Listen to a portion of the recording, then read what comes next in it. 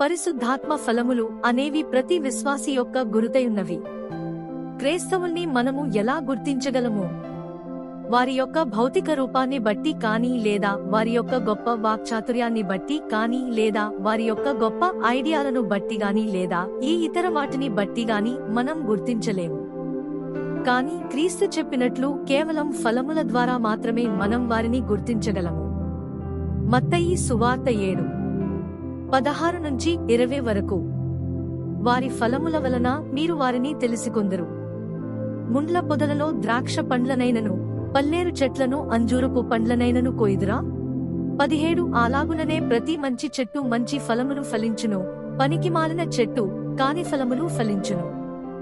18 మంచి చెట్టు కాని ఫలములు ఫలింపనేరదు, పనికిమాలిన చెట్టు మంచి ఫలములు ఫలింపనేరదు. 19 మంచి ఫలములు ఫలింపని ప్రతి చెట్టు నరకబడి అగ్నిలో వేయబడును.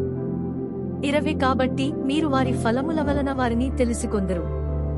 ఇక్కడ క్రీస్తు చెప్పే ఆ ఫలము పరిశుద్ధాత్మ ఫలమైయున్నది. గలతీయులకు 5:22-23 వరకు పై వాక్యం ప్రకారం లోకము క్రైస్తవులను చూచినప్పుడు వారు క్రైస్తవులను కాక క్రైస్తవులలో పరిశుద్ధాత్మ యొక్క ఫలములను చూడవలసి ఉన్నది. గలతీయులకు 5:22. అయితే ఆత్మ ఫలమేమనగా ప్రేమ, సంతోషము, సమాధానము, దీర్ఘశాంతము, దయాళుత్వము, మంచితనము, విశ్వాసము, సాత్వికము, ఆశానిగ్రహము. పైన చెప్పబడిన వాక్యం ప్రకారం పరిశుద్ధాత్మ మనము క్రీస్తు యందు నిలిచి ఉండుటకును, ఆయన మీద ఆధారపడుటకును మనకు సహాయం చేయనుగాక. అప్పుడు మాత్రమే మనము పరిశుద్ధాత్మ యొక్క ఫలమును ఫలించగలము. దేవునికి మహిమ కలుగునుగాక.